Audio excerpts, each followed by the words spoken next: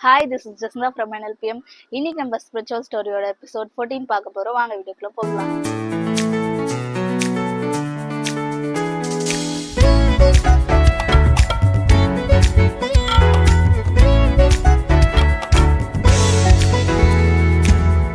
ஒரு ஊர்ல ஒரு நரியும் ஒரு நாரையும் இருந்துச்சாம்.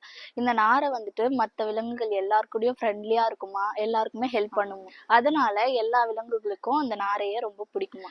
அதனால அந்த நரிக்கு அந்த நாரை மேல ரொம்ப பொறாமையா, இதை எப்படியாச்சும் நம்ம அசிங்கப்படுத்திடணும் அப்படின்னு சொல்லி நினைச்சுதான். ஒரு நாள் இந்த நரி அந்த நாரைய விருந்துக்காக அதோட வீட்டுக்கு கூப்பிட்டுச்சான். இந்த நாரையும் சந்தோஷமா நரியோட வீட்டுக்கு போச்சான். இந்த நரி 2 ஃபிளாட்டான பிளேட்ல சூப் சர்வ் பண்ணிச்சான். அதுல ஒரு பிளேட் சூப் வந்துட்டு அந்த நாரைக்கு, இன்னொரு பிளேட் சூப் வந்துட்டு அந்த நரிக்கு. அந்த நரி வேகமா என்ஜாய் பண்ணி அதோட சூப்பை குடிச்சுதான். ஆனா அந்த நாரையால அதோட அழகை வச்சுட்டு குடிக்க முடியலையா. அந்த நாரை ரொம்ப சோகமாயிடுச்சான். அந்த நரி கிட்ட திரும்பி சண்டை போடலையா.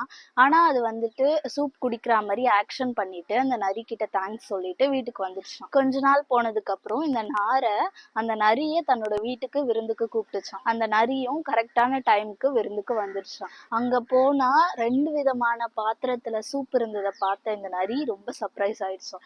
ஒரு சூப் வந்துட்டு நல்லா தட்டையான பிளேட்லயும், இன்னொரு சூப் வந்துட்டு நீளமான ஜார்லயும் இருந்துச்சாம். 2 பேரும் அவங்களோட சூப்பை என்ஜாய் பண்ணி குடிச்சாங்களாம். இந்த நரி வந்துட்டு ரொம்ப ஃபீல் பண்ணிச்சான்.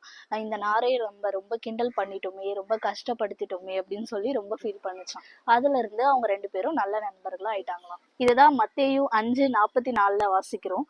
நான் உங்களுக்கு சொல்லுகிறேன், உங்கள் சத்துருக்களை சிநேகியுங்கள், உங்களை சபிக்கிறவர்களை ஆசிர்வதியுங்கள், உங்களை பகைக்கிறவர்களுக்கு நன்மை செய்யுங்கள், உங்களை நிந்திக்கிறவர்களுக்காகவும் உங்களை துன்பப்படுத்துகிறவர்களுக்காகவும் ஜெபம் பண்ணுங்கள். இந்த ஸ்டோரியில பாத்தீங்களா, அந்த நாரை நினைச்சிருந்தா அந்த நரி பண்ண மாதிரி பண்ணிருக்கலாம். ஆனா அந்த நாரை அதை பண்ணல. இன்னைக்கும் நம்மளுடைய வாழ்க்கையில அவங்கள நம்ம இப்படி பண்ணிட்டாங்க, சோ நம்மளும் அவங்கள பழி வாங்கணும் அப்படின்னு சொல்லியிருக்கோம். சோ அப்படி இல்லாம இந்த வசனம் சொல்ற மாதிரி நம்மளுடைய சத்துருக்களை சிநேகிக்கணும், நம்மளை பகைக்கிறவங்க மேல அன்பா இருக்கணும். சோ இந்த மெசேஜ் உங்களுக்கு பிடிச்சிருந்துச்சுன்னா உங்க ஃப்ரெண்ட்ஸுக்கு ஷேர் பண்ணுங்க.